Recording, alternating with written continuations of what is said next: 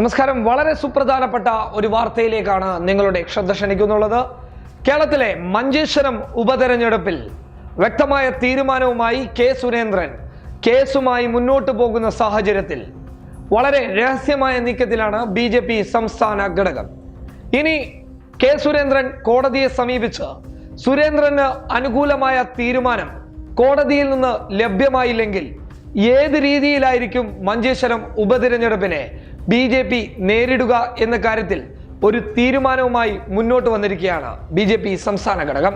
രഹസ്യമായിട്ടാണ് ഈ തീരുമാനവുമായി മുന്നോട്ട് പോകുന്നുള്ളത്.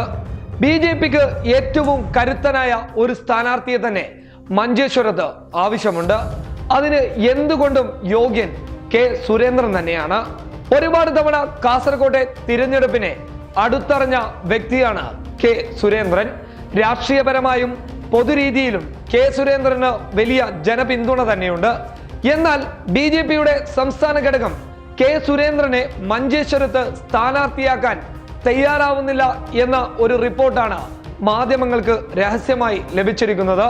മറിച്ച് ഉപതിരഞ്ഞെടുപ്പ് ഇനി കേസിൽ സുരേന്ദ്രൻ തോറ്റുകഴിഞ്ഞാൽ ഉപതിരഞ്ഞെടുപ്പ് മഞ്ചേശ്വരത്ത് നടക്കുകയാണെങ്കിൽ കാസർകോട്ടെ ബി.ജെ.പിയുടെ ജില്ലാ കമ്മിറ്റിയിൽ നിന്ന് അഡ്വക്കേറ്റ് ശ്രീകാന്തിനെ കൊണ്ടുവരാനുള്ള ഒരു നീക്കവും നടക്കുന്നുണ്ട്.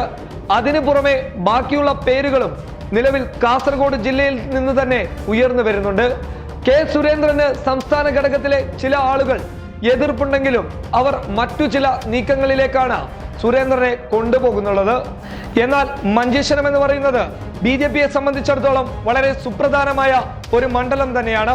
ബി.ജെ.പിക്ക് എന്തുകൊണ്ടും വേരുറപ്പിക്കാൻ പറ്റുന്ന ശക്തമായ പോരാട്ടം നടക്കാനും സാധ്യതയുള്ള ഒരു മണ്ഡലം തന്നെയാണ് മഞ്ചേശ്വരം. കെ സുരേന്ദ്രന് എന്തുകൊണ്ടും മഞ്ചേശ്വരത്തിന് യോഗ്യനാണെങ്കിലും കെ സുരേന്ദ്രനെ മാറ്റി നിർത്തി മറ്റൊരു സ്ഥാനാർത്ഥിയുമായി മുന്നോട്ട് പോകാനുള്ള സംസ്ഥാന ഘടകത്തിന്റെ രഹസ്യ നീക്കത്തിന് പിന്നിൽ ലോക്സഭയെ മുന്നിൽ കണ്ടുകൊണ്ട് തന്നെയാണ്. ലോക്സഭാ തെരഞ്ഞെടുപ്പിന് കെ സുരേന്ദ്രന് അനുയോജ്യമായ ഒരു മണ്ഡലം നൽകിക്കൊണ്ട് അവിടെ വിജയസാധ്യത ഉറപ്പിക്കാനും ലോക്സഭയിലേക്ക് കെ സുരേന്ദ്രനെ പറഞ്ഞയക്കാനുമുള്ള സംസ്ഥാന നേതൃത്വത്തിന്റെ ശക്തമായ നീക്കത്തിന്റെ ഭാഗമായാണ് ഈ രഹസ്യ നീക്കം. അതുകൊണ്ട് തന്നെയാണ് കാസർഗോഡ് ബി.ജെ.പിയുടെ ജില്ലാ കമ്മിറ്റിയിൽ നിന്നും അഡ്വക്കേറ്റ് ശ്രീകാന്തിനെ സ്ഥാനാർത്ഥി പട്ടികയിലേക്ക് രഹസ്യമായി കൊണ്ടുവരാൻ ബി.ജെ.പിയുടെ സംസ്ഥാന ഘടകം തീരുമാനിച്ചിട്ടുള്ളത്. News desk public Kerala.